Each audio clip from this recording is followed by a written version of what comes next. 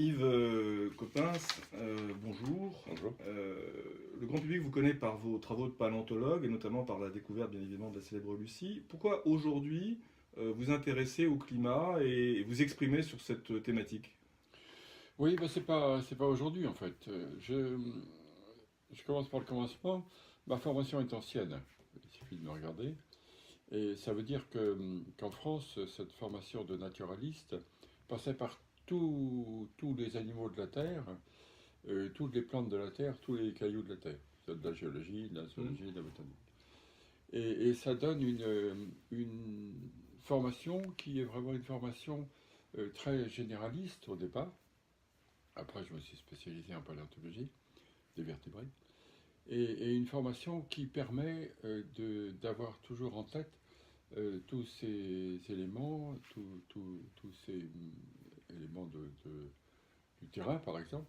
Et lorsqu'on arrive sur le terrain, on a ça visiblement dans la tête. C'est-à-dire qu'on est capable de comprendre à peu près la géologie avant qu'un spécialiste ne vienne. Mhm.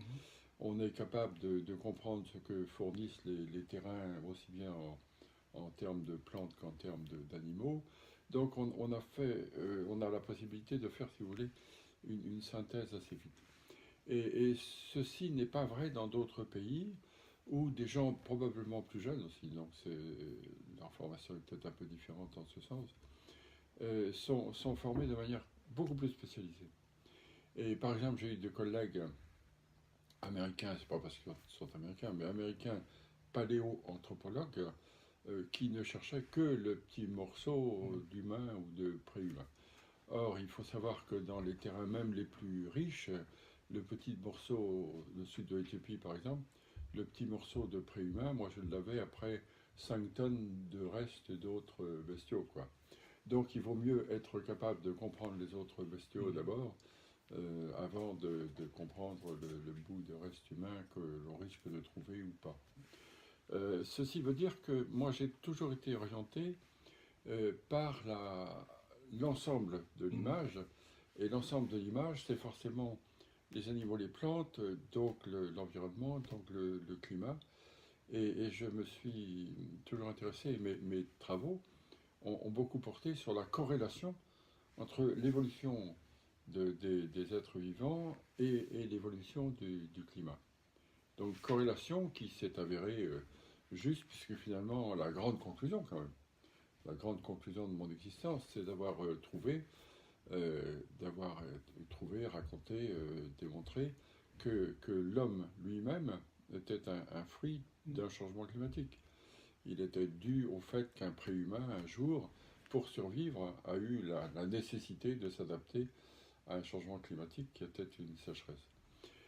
Donc ma formation donc, de base a conduit à cet esprit un peu de synthèse, c'est pas de ma Mhm. faute, c'est dû à cette formation.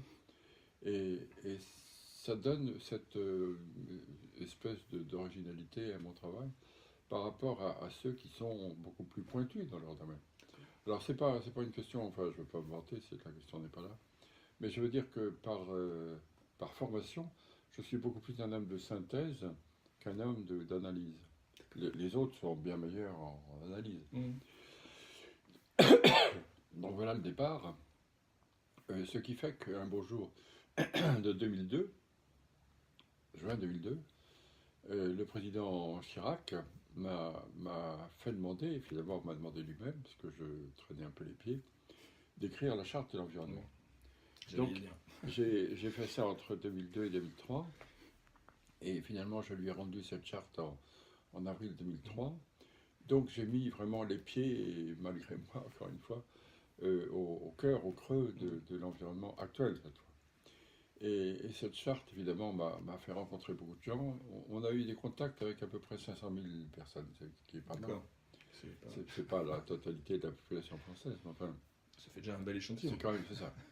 C'est quand même un bel échantillon. Et à partir de cet élément-là, je ne dis pas que je me suis intéressé, je m'y intéressais auparavant et je lisais des choses auparavant, mais je n'étais pas spécialiste du tout. Ce qui a fait d'ailleurs ma défense auprès de Chirac, mais Chirac était suffisamment puissant pour, en tant que bonhomme, Oui. pour m'imposer son choix. Et donc, à partir de ce moment-là, j'ai été un petit peu plus au creux de l'histoire, au cœur de l'histoire de l'environnement. Et j'ai rencontré aussi à cette occasion beaucoup de collègues, eux spécialistes de l'environnement actuel, ou bien d'ailleurs très alarmistes, ou bien beaucoup plus optimistes, ou en tout cas plus modérés Ouais. de- du genre de ce que je suis en fait. Euh, et voilà en gros l'histoire. Alors je voudrais vous raconter une petite... Je vous raconte le début de ma charte parce que je trouve ça drôle. Premier coup de téléphone, lundi 2 juin 2002. J'étais pas là. Ma femme prend le coup de téléphone et puis j'arrive le soir, 20h, et elle me dit une ministre a téléphoné. Je dis bon. Et elle s'appelle comment? Roselyne Bachelot. Je connais pas. Et je lui dis de quel ministère? Elle me dit écologie et développement durable. Oh, je dis ça venait d'être mis en place. Ouais. Quelle drôle de terminologie, un peu prétentieux. Puis j'ai tout, je vaque à mes occupations et elle me dit ce serait quand même bien que tu rappelles, elle a laissé un numéro de téléphone. Je rappelle, j'ai Madame Bachelot qui me dit euh, le président Chirac et moi-même avons pensé que ce serait bien d'écrire une charte de l'environnement et on a pensé que c'est vous qui seriez le meilleur pour en prendre la présidence. Oh, non, non, beaucoup de choses à faire. Je suis pas compétent. Environnement, oui, environnement, non. Et elle insiste, elle insiste, elle insiste. Je lui dis, donnez-moi 8 jours de réflexion. Elle me dit, non, non, je vous donne un jour. On se rappelle demain. Bon. La politique, c'est terrible. Hein. Moi, je la connais pas, mais... Je confirme. Le lendemain, appel heureusement, du chef de cabinet. Et au chef de cabinet, je dis non. J'ai bien réfléchi, c'est non. Il me dit, on vous regrettera. Il faut exagérer, il ne m'avait pas eu. Et je fais mon cours tranquillement. C'était donc le mardi 3 juin 2002. Je fais mon cours, c'était au Collège de France, et je sors de mon cours, je vois ma secrétaire assez inquiète, avec le téléphone, elle me dit, j'ai eu un coup de téléphone, je dis, bon, et vous savez pas de qui? Moi, je dis, non, du président de la République. Ah, je dis, ça y est, je vois, je suis fichu, quoi. Donc je prends ma respiration et j'appelle. Et j'ai Chirac qui me dit la même chose. Vous êtes le meilleur, c'est vous qu'on veut. Même Nicolas Hulot m'a dit que vous étiez le meilleur. Je dis alors. Mais c'est comme ça, hein, véritablement. C'était drôle quand même. Et là aussi, j'essaie de prendre un tout petit peu de recul, gagner un peu de temps. Et je lui dis laissez-moi un peu de temps de réflexion. Je vous rappelle demain. Il me dit non, non, non. Écoutez-moi bien. Merci, Monsieur le Président, je vous écoute. Je pars de l'Élysée ce soir à 19h45. Je reviens à 20h30. Vous m'appelez avant ou vous m'appelez après? Vous êtes obligé de dire d'accord. J'allais raccrocher le téléphone. J'entends je le reprends. Je dis oui, vous êtes là? Je dis oui. Vous m'écoutez? Je dis je ne l'écoute que vous, Monsieur le Président. Et il me dit, c'est ça qui est formidable. Écoutez-moi bien, si je pars donc à 19h45, je rentre à 20h30. Si vous voulez m'appeler après, vous m'appelez avant pour me dire que vous allez m'appeler après. Je te tiens, je te lâche pas. Bon, je suis poli, je l'ai appelé avant, je lui dis oui. Donc j'étais... Vous aviez guère le choix. Fantastique. Ouais. Et à la fin, le jour où je lui ai rendu la charte, il était très heureux, hein. Il a été très content du texte, etc. Ça s'est bien passé, c'est entré dans la Constitution. Oui, c'est un beau texte. Et oui, je ne sais pas, mais enfin, on a travaillé en tout cas. Et ce jour-là, il me dit, c'est drôle parce qu'il y avait Bachelot et lui. Bachelot était un peu triste que je lui ai dit non d'abord pour dire oui au président finalement. Et le président m'a dit, je suis désolé, hein, au début je vous ai un peu tordu le bras, mais finalement ça vous a intéressé. Je dis oui, c'est vrai que ça m'a intéressé. Et Bachelot dans l'oreille m'a dit saloperie. C'est Vraiment, son genre. je trouve ça très, très chouette parce que c'est très vivant dans ma tête, quoi. Enfin, tout est vivant dans ma tête, de toute manière. Mais je veux dire que les personnalités, Oui. les deux personnalités se révèlent. C'est le théâtre. Alors justement, par rapport à cette charte, Euh, Est-ce que vous avez le sentiment que depuis cette date, donc des débuts des années 2000, est-ce que vous pensez que la conscience, on va dire un peu de l'urgence climatique, a évolué ou Oui, pas suffisamment? oui. Ben, on pense toujours, quand on est favorable à cette prise de conscience, que ce n'est pas suffisamment. Ceci étant dit, d'abord à ce moment-là, dès 2002-2003, j'avais été très impressionné par euh, le fait que bien des gens savaient de quoi il s'agissait, bien des gens commençaient à être inquiets, bien des gens se posaient des questions. On a fait 14 euh, assises Mhm. régionales. On est allé dans 14 villes, dans des 14 régions, pour rencontrer justement les gens non seulement intéressés, mais inquiets Mhm. de cette situation. Et on avait à chaque fois 500, 800, 1000 personnes. Et donc, encore une fois, à ce moment-là, j'ai trouvé très étrange que ce soit déjà à ce niveau de Mhm. conscience. Et ça a progressé. Ah oui, oui, ça a progressé incontestablement, à force d'en parler, à force de crier au feu, à force de voir Mhm. les événements un peu rudes du climat Mhm. aujourd'hui. Oui, oui, il y a une prise de conscience réelle. De, de, de COP en COP, on n'avance pas beaucoup, Mhm. mais on avance quand même. Et le fait qu'à chaque grande réunion, bien des États envoient leur propre président ou en tout cas un représentant important, signifie que c'est aussi une prise de Mhm. conscience mondiale.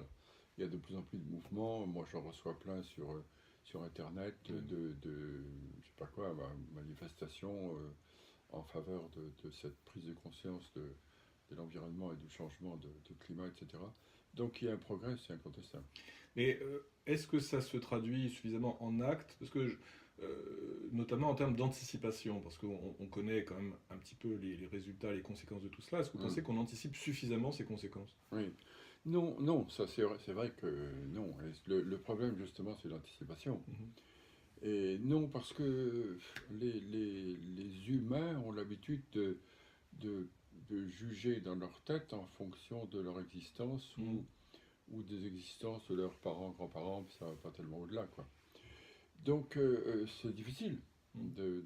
de prendre conscience d'une situation telle que celle, par exemple, où nous sommes aujourd'hui. Ouais. Nous sommes dans le bassin de Paris. Ça étonne les gens, puis après ils oublient. Hein. Nous sommes dans le bassin de Paris. Que ça veut dire bassin de Mhm. Paris? Ça veut dire que c'est un bassin marin. Mhm. Et le bassin parisien, c'est comme une série d'assiettes. Hein. Ouais. Une pile d'assiettes, la plus grande est au-dessous, la plus petite est au-dessus.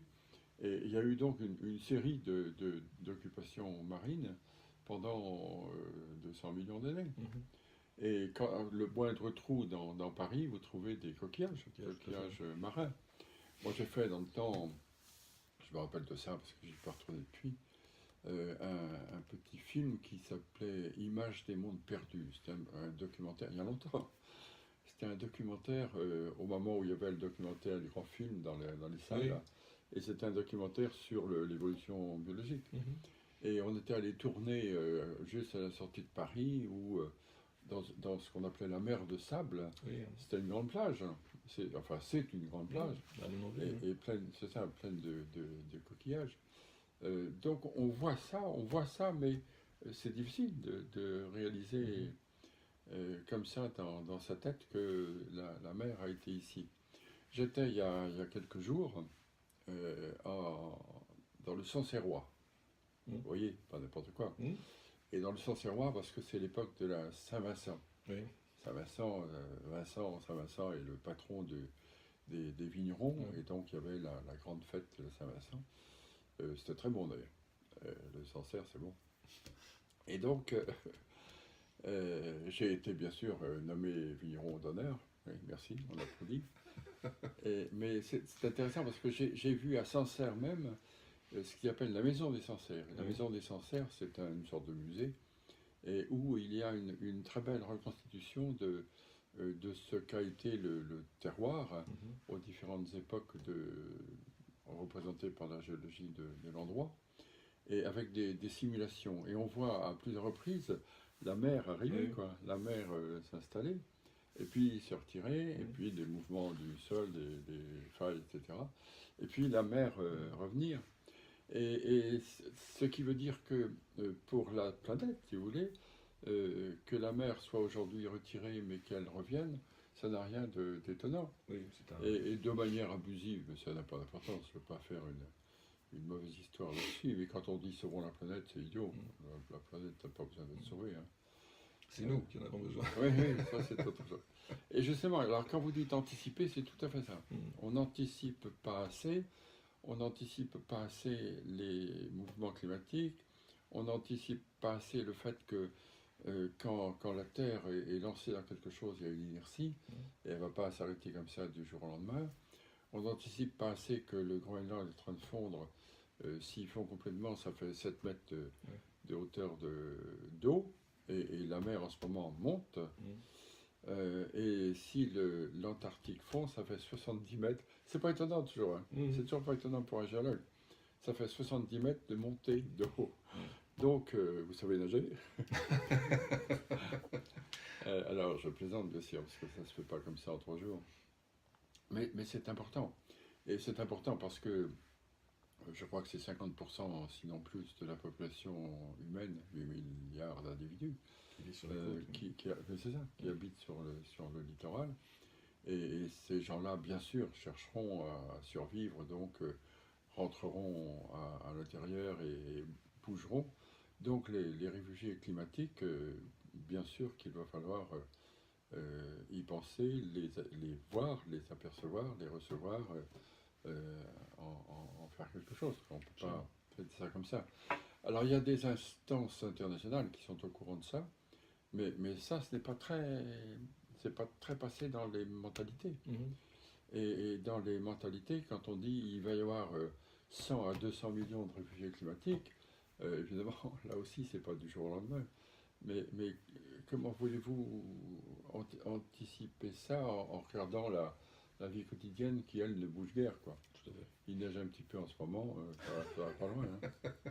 Et ce qui est intéressant pour moi, vous voyez, c'est que en préhistoire, je vois, je peux le démontrer sur le terrain, je vois les gens faire des innovations, découvrir des choses et progresser grâce aux innovations, et je vois les mentalités ne pas progresser. C'est-à-dire que vous avez une espèce humaine qui fait une technologie A, elle a une mentalité A. Elle fait une technologie B, ça progresse. Les mentalités sont toujours A, et ça se voit au reste au sol, ça se voit au comportement. Les comportements ne bougent pas. Il y a toujours un décalage. D'où le fait que tous les gens d'un certain âge disent toujours avant c'était mieux et aujourd'hui c'est épouvantable. Donc c'est confortable de se mettre dans l'avant, qui de toute façon, comme tout change depuis 14 milliards d'années, il y a peu de chances que tout d'un coup on ne change pas et on reste en avant. À une certaine époque, j'avais appelé ça le syndrome de ma belle-mère. Parce qu'elle commence toutes ses phrases par avant. C'est pas une plaisanterie, hein. Non, mais je vous crois. Interviewez-la, vous verrez. Ah bon? Ce sera la prochaine numéro. C'est normal, hein. Je ne critique pas, c'est normal. Je reviens sur la charte, cette fameuse charte de l'environnement, pour citer 2 articles. Le premier, donc chacun a le droit de vivre dans un environnement équilibré et respectueux de la santé. Et le deuxième article, toute personne a le devoir de prendre part à la préservation et à l'amélioration de l'environnement. Alors, tout le monde comprendra le droit. Oui, comment est-ce que vous justifiez effectivement cette notion de devoir qui finalement est assez inhabituelle par rapport à cette question-là? Oui, probablement le fait qu'on m'ait confié cette présidence de la rédaction de la charte, c'est sans doute l'information naturaliste dont je vais vous parler tout à l'heure.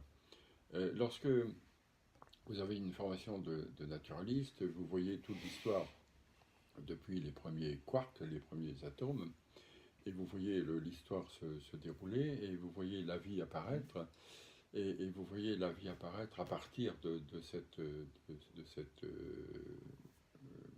comment dirais-je, cette matière inerte. Tout ce que la vie, la matière vivante doit à la matière inerte, et du coup tout ce que la matière humaine doit à la matière pensante, Mhm. doit à la matière vivante. C'est-à-dire que nous sommes issus de la Terre, nous sommes issus du monde vivant, nous sommes issus, nous, du monde animal. Et bien sûr que l'on est heureux de vivre et de survivre, et puis que ça se passe bien, mais on a quand même une dette vis-à-vis Mhm. des parents, quoi. Mhm. Ça veut dire ça, des grands-parents. Ouais. La vie est unique, hein. Je veux dire que ça a été démontré par la découverte de l'ADN Mhm. que nous partageons tous. Quand on dit on a 98% d'ADN comparable avec celui du chimpanzé, c'est vrai, mais ce qu'on ne dit pas, c'est qu'il y a un certain pourcentage aussi de commun avec la mésange et un certain pourcentage commun avec la carotte, et on est aussi parents de la carotte, quoi. Ouais.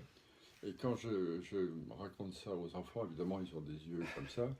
Et quand je leur dis, quand vous venez d'arriver à l'école, il y avait des oiseaux dessus, ce sont vos cousins, et vous n'avez pas fait attention, mais vous avez écrasé un certain nombre d'herbes, et ce sont des cousines. Et c'est très drôle de les voir sortir, les mômes, et de voir qu'il faut attention de ne pas trop écraser de cousines en sortant. Évidemment, c'est grossier mon histoire, mais ça veut dire ça. Donc, je ne peux pas vous dire mieux. La dette dont il est question dans cette charte, c'est la dette vis-à-vis des parents, de la famille, Mhm. des grands-parents, forcément. On en descend et on a un devoir de respect vis-à-vis de ceux qui nous ont précédés, donner la vie. Bien sûr. Voilà.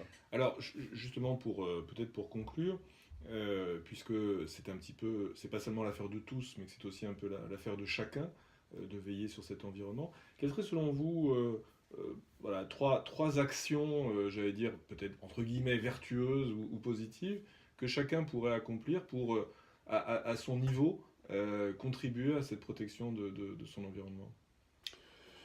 Moi, j'avoue que je n'ai pas classé les actions possibles. Que vous dire, on dit souvent ne pas prendre l'avion, prendre plutôt le chemin de fer, c'est vrai. Mais moi, j'arrive de Cayenne, c'était pas facile de prendre le train, quoi. Donc c'est compliqué, mais d'une certaine façon, bien sûr qu'il faut en prendre conscience et bien sûr qu'on peut, chacun de son côté, faire des progrès en faveur de l'environnement. On dit aussi manger moins de viande, c'est probable. On a mangé à une certaine époque euh, beaucoup trop de viande. Ceci dit, il ne faut pas jeter la pierre à l'humanité, hein. Si l'humanité s'est mise à manger de la viande il y a 3 millions d'années, ce qu'elle ne faisait pas auparavant, c'est par nécessité, c'est par survie. Il n'y avait plus assez de plantes consommables, ou en tout cas consommées auparavant, donc on a élargi le régime pour survivre et on s'est mis à manger de la viande. Mais aujourd'hui, tout d'un coup, on en a mangé un petit peu trop parce que la viande, c'est de la viande d'abord sur pied, puis c'est de la viande sur pied qui consomme elle-même et puis qui rejette aussi elle-même, d'où le constat. Et ça, c'est intéressant, intelligent aussi. Ceci étant dit, je trouve, enfin, c'est personnel, c'est pas que personnel, que il faut surtout pousser la recherche. Il faut surtout, enfin évidemment, c'est mon boulot, hein, je suis chercheur, mais il faut pousser la recherche tout simplement parce que le changement de technologie, par exemple, on le tient pas. On parle du solaire, c'est bien. On parle du vent, c'est bien. De l'éolien, c'est bien. Tout ça, c'est bien, mais quand on voit la production par rapport au nucléaire, c'est nul, quoi. Mhm. Donc, ça a beaucoup d'inconvénients en ce sens que c'est pas très puissant. Le nucléaire est extrêmement puissant, mais il a beaucoup d'inconvénients en ce sens qu'il y a les déchets et l'affaire n'est pas du tout réglée, bien qu'il y ait des débuts d'idées. Donc là aussi, quelle technologie nouvelle? On est prêt à faire le changement, c'est bien, mais on sait pas vers quoi d'aussi efficace. Et ça, c'est un problème, et c'est un problème de chercheurs finalement. Il faut trouver d'autres technologies. On va les trouver. On va les trouver, mais il faut sans doute plus d'ingénieurs et plus de gens là-dessus pour s'en saisir.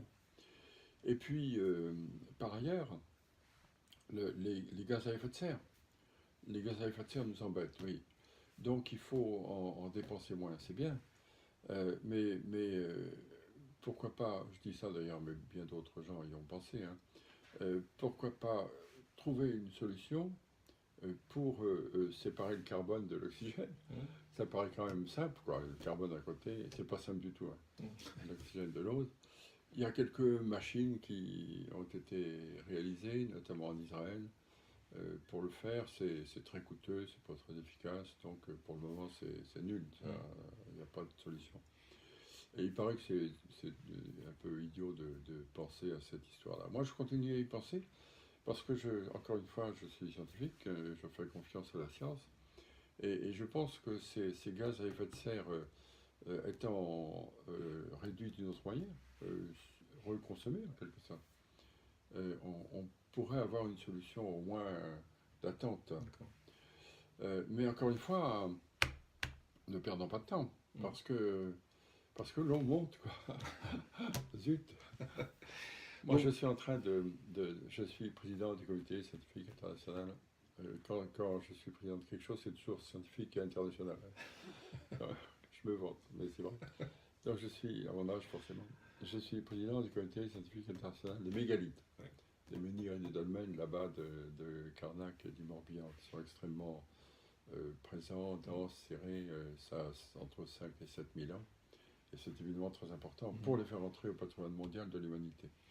Je n'ose pas dire, mais tant pis, je le dis, que ce seront les premiers couverts. Ils seront les premiers sous-marins. Tout ça, enfin surtout la région de Karnak que l'on protège, les basses. Et il y a déjà d'ailleurs des mégalithes sous l'eau, immergés, tout simplement parce que l'eau monte depuis longtemps. Hein. Je reviens un tout petit peu en arrière. On était en période glaciaire jusqu'il y a 10-12 000 ans. La période glaciaire a disparu, c'est-à-dire qu'il y a eu déjà 3000 mètres de glace au-dessus des pays scandinaves qui a disparu. Ça fait la Baltique. Au-dessus de l'Amérique du Nord qui a disparu, ça fait les Grands Lacs.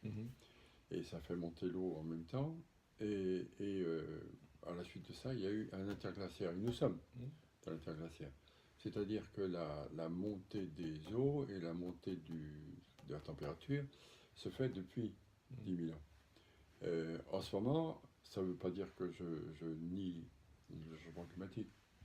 On l'a dit à une certaine époque, c'est pas vrai. Je suis assez respectueux des travaux de mes collègues, confrères, pour savoir qu'ils ne disent pas de bêtises. Et donc le changement climatique, c'est une réalité, et l'intervention de l'homme dans l'accélération du changement climatique, c'est aussi une réalité. Donc c'est un problème tout à fait sérieux. Hein. Mais ceci étant dit, mes malheureux menhirs sont déjà un peu dans l'eau, et leur avenir est sans doute sous-marin. Mais je peux pas dire ça, parce que l'UNESCO me ferme à la porte. On ne le répétera pas. Pour conclure, j'ai finalement, au fond, la solution, est, comme toujours avec l'homme, est dans l'intelligence, enfin, dans une bonne utilisation de l'intelligence. Oui, du bon sens. Du bon sens, oui. Enfin, du bon sens pour le citoyen moyen, en l'occurrence que je suis. Quand même, j'ai fait la charte. Et de la recherche en ce qui concerne ceux dont la spécialité est le changement climatique. Donc ceux-là, ce sont ceux qui alertent. Et c'est bien. Les écolos ont fait ça. Moi, je salue. Comme tout militantisme, ça va toujours trop loin. Et il faut que ça aille trop loin pour que ça revienne à quelque chose d'équilibré. Mais ce sont eux qui ont tiré la sonnette, et merci, bravo. Alors quelquefois ils vont loin en ce sens que ça devient excessif, et il faut absolument réduire tout notre train de vie. C'est possible qu'on ait à le réduire. Je reprends un peu votre question tout à l'heure, à laquelle je n'ai pas vraiment répondu. C'est compliqué. Réduire peut-être pas réduire, mais si, forcément. Mais changer le mode de vie de manière collective, c'est d'autant plus difficile que l'humanité est séparée en un certain nombre d'États, chaque État est souverain, Et chaque État a envie de faire ce qu'il veut. Donc même s'il y a tout d'un coup là-dedans un État qui montre l'exemple, il ne sera pas forcément suivi. C'est compliqué quand même. Il n'y a pas de gouvernance mondiale. Il y a une tentative de gouvernance mondiale pour le climat. C'est long à décoller. C'est normal, c'est normal. C'est pas extraordinaire. C'est normal. Ceci dit, à partir du moment où on passe de la collectivité à l'individu, oui, il y a des efforts à faire, mais c'est ce que vous disiez en introduction. Chacun comprend, chacun, euh, même très conscient, souhaite faire quelque chose, mais quand on regarde autour de soi, ça va bien, quoi. Quand on regarde autour de soi, les hivers existent toujours, les étés à peu près, beaucoup plus chauds, mais les automnes existent encore. Il y a encore des saisons dans ces pays tempérés, il y a encore de grandes saisons dans les pays tropicaux. La saison des pluies, même si elle est un petit peu décalée, elle arrive. Les différences latitudinales commencent à être un petit peu décalées, mais elles sont encore là. On garde un bel optimisme et une belle confiance, ce qui est bien, parce que c'est difficile de faire comprendre, enfin je suis bien placé pour le dire, hein, la notion de temps. Et la notion de temps, elle est dure à faire entrer dans les têtes. Et la notion de temps, on arrive à la faire entrer quand on passe du plus ancien au plus récent. Autrement, ça ne marche pas. Moi, j'ai essayé l'inverse, ça ne marche pas. Ça marche moins bien. Mais cette notion de temps, bien sûr, est compliquée. Quand vous parlez de milliards d'années, de centaines de millions et de millions d'années, à plus forte raison quand on parle d'astronomie, d'astrophysique. Et l'avenir, c'est aussi une notion de temps. On vous dit qu'est-ce qui va se passer dans 10 ans pour un géologue, c'est ridicule. Dans 100 ans pour un géologue, c'est ridicule. 1000 ans, ça commence à avoir un vague intérêt pour un historien. Et pour un géologue normal, c'est 10, 20, 30 millions d'années. J'exagère. Mais j'avais dit un jour au président Sarkozy, vous savez, la Turquie que vous gardez là en dehors de l'Europe, elle est en train d'entrer dans l'Europe. Ah bon? C'est comme un coin, coin. Elle entre dans l'Europe au point que le nez de la France, la Bretagne où je suis né, là, sera encore plus loin dans l'océan Atlantique. Ah, oui. Je dis, il faut quand même une trentaine de millions d'années pour y arriver, mais c'est en cours. Évidemment, ça relativise des choses, et quand on parle de géologie, cette notion de grand espace de temps, si j'ose dire, donne une certaine tranquillité, sérénité. Et c'est évidemment un peu un tort, parce que dans ce cas-là, on ne fait rien. Et si on ne fait rien, ça s'aggrave. Et si on ne fait rien, les choses tournent. Et les choses tournent, c'est-à-dire que la mer monte. C'est mon leitmotiv. Oui. Merci Yves Coppens.